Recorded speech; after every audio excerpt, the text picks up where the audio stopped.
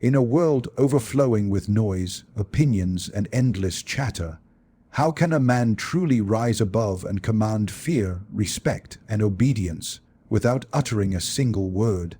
Today, we uncover Machiavelli's silent strategy of influence, a weapon more powerful than speech itself. Before a single word escapes your lips, your presence has already spoken for you. This is the first law of silent power. The weak walk into a room hoping to be noticed. The powerful enter with the certainty that all eyes already belong to them. Presence is the invisible throne you carry with you everywhere, and without mastering it, you are condemned to chase influence rather than command it. Think of the ruler who enters the council chamber. He does not announce himself loudly. He does not scatter words like a merchant selling cheap goods. No, he lets silence escort him. His steps are measured, deliberate, almost slow. He pauses before sitting, and in that pause, every man present feels the weight of his authority pressing against their chest. This is not performance. It is the unspoken declaration, I am power incarnate. You see, men are creatures of instinct. They judge not by what they hear, but by what they sense. A nervous shuffle, a twitch of the hands, a hurried pace. These betray weakness before your mouth even opens. The ruler must master stillness. Stand as if rooted like an oak. Gaze as if nothing can unsettle you. Stillness is not the absence of movement. It is the presence of control. Consider this truth. In the wild, the lion need not roar to be feared. His mere walk through the grass is enough to scatter the smaller beasts, so it must be with you. Enter any space as if you are the lion and all others are the sheep. Let your very posture declare that you are not there to beg, but to be obeyed. Your shoulders straight and unyielding, your head lifted but never arrogant, your pace steady as if time itself waits for your permission to move. There is also power in the eyes. Most men look away too quickly, surrendering without realizing it. But the ruler holds his gaze with precision, not in wild staring that reveals insecurity. No, the gaze must be calm, unblinking, a silent reminder that you do not seek approval. When your eyes linger just long enough, it unsettles the heart of the ambitious. It silences the tongue of the bold. For what man can truly lie with ease when he feels as though his soul is being weighed in silence? Attire, too, is part of presence. A prince clothed carelessly weakens his command before speaking a word. Yet extravagance is equally foolish, for it smells of desperation. Simplicity combined with elegance, subtlety infused with authority, these form an image that no man dares challenge. Let your clothing be armor, not decoration. Let it tell the world, I am beyond vanity, but beneath my restraint lies dominance. And remember this, presence is magnified by contrast. Speak less, and every movement of yours becomes louder. Walk less often, and every entrance becomes a ceremony. Restrain your gestures, and when your hand does rise, all eyes will follow. Presence is not merely being seen. It is making others feel as if they are in the company of something greater, something beyond ordinary flesh and bone. The ruler who understands presence never competes with noise.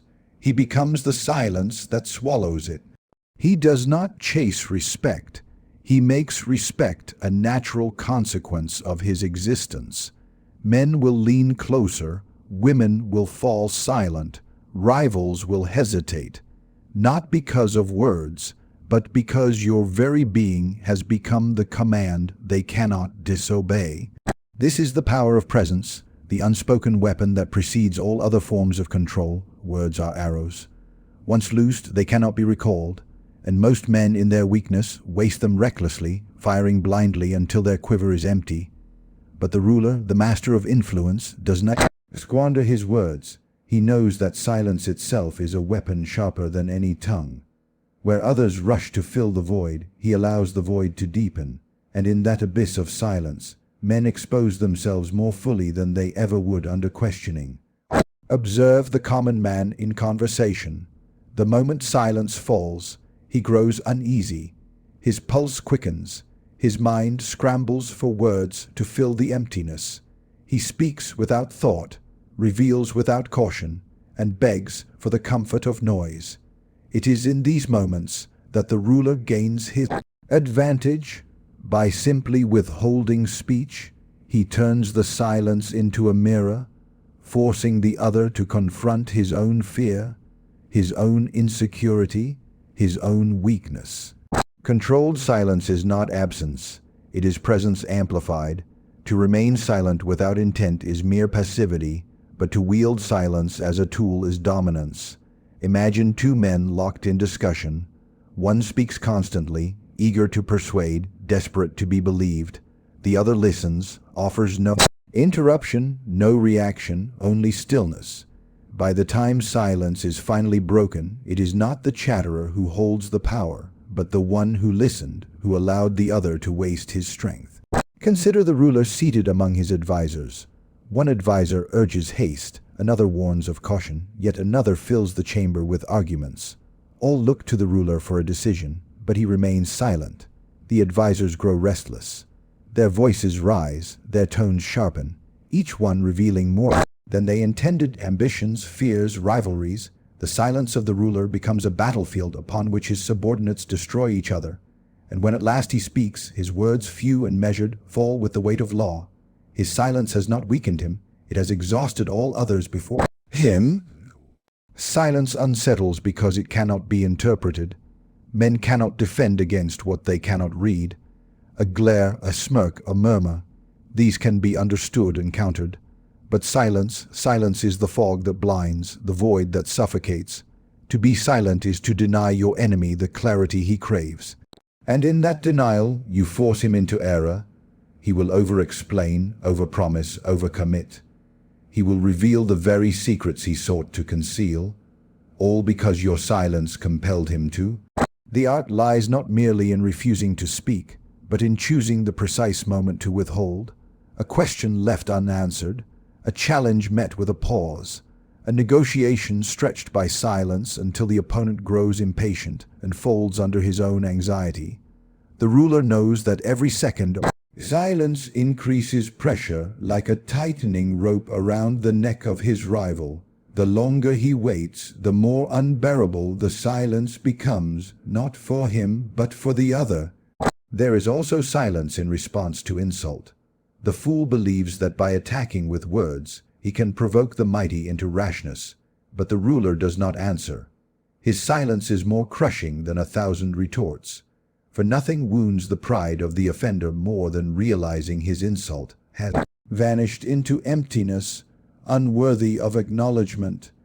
To be ignored by the powerful is to be declared insignificant, and no reply could cut deeper than that truth. Controlled silence is also the ally of mystery. The less you reveal, the more others imagine, and in imagination, fear multiplies.